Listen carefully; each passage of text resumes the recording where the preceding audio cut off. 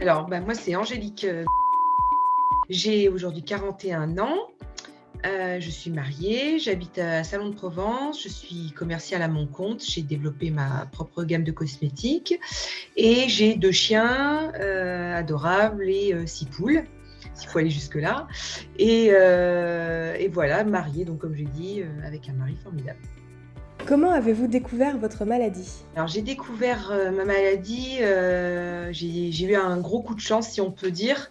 C'était, lors, d'une séance au Krav Maga, donc un sport, de défense combat, on va dire et mon mari m'a donné un mauvais coup à l'entrejambe et en fait, c'est ce qui m'a permis d'aller consulter parce qu'en fait, je suis devenue bleue mais ça n'avait rien à voir finalement avec la maladie, mais c'est ce qui m'a permis en fait de faire un frottis parce que j'avais un frottis à faire. J'ai dit: «Allez, c'est l'occasion, je vais vérifier et en même temps je vais regarder» et le frottis a révélé des cellules précancéreuses, quelques semaines après et en fait, depuis les semaines qui suivaient, j'avais des petites douleurs, au ventre, ce qui m'a en fait obligée d'aller consulter un peu en urgence quand même parce que j'ai eu des saignements et c'était le lendemain où le médecin m'avait annoncé justement en disant: «Oui, il y a bien des cellules précancéreuses, mais on s'inquiète pas», voilà et en fait, il s'est avéré que, j'ai été consultée donc aux urgences et aux urgences, c'était beaucoup trop gros pour eux. C'est là qu'ils se sont aperçus qu'il y avait quelque chose qui n'allait pas, mais au niveau des ovaires. Par la suite, on s'est aperçu donc, parce qu'on m'a envoyée donc, sur un autre hôpital un peu plus grand et on m'a fait, rencontrer un grand professeur et qui a lui découvert après, plusieurs laparotomies, un cancer des ovaires et un cancer de l'utérus qui était différent de celui des ovaires. Qu'est-ce qui vous a le plus aidé? Qu'est-ce qui vous a le moins aidé? Alors ce qui m'a aidée déjà, c'est que, les médecins aient pris, en compte qu'il y avait quand même une urgence.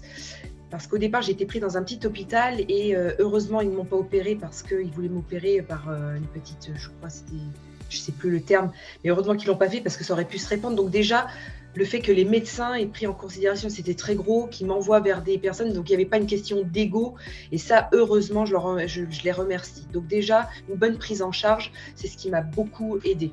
Une bonne écoute, du médecin qui a été, qui m'a vue.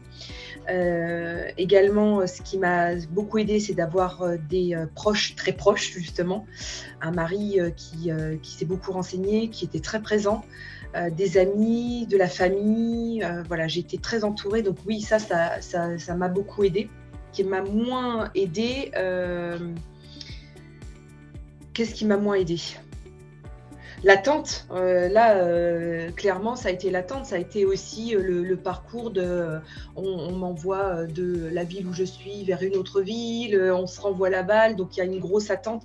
Là, à ce moment-là, oui, ça devient compliqué, parce qu'on ne met pas le mot cancer, en fait, même si vous le sentez et ça, c'est très perturbant. L'attente est très, très perturbante. C'est ce qu'il y a même presque de plus dur parce que le jour où on vous l'annonce, bon, voilà, maintenant on sait sur quoi on peut combattre.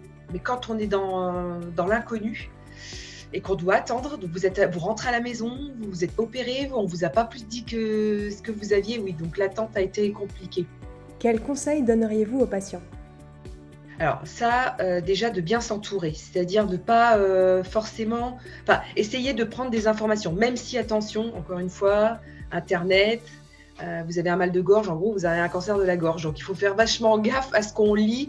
Par contre, de lire beaucoup permet quand même d'avoir une petite idée. Ça permet quand même quand vous allez voir votre médecin, si vous avez des questions en fonction de ce que vous avez vu sur le net et cetera, de pouvoir lui poser, des questions par rapport à ça. Donc ce que je conseille vraiment, c'est, alors j'allais dire de pas paniquer.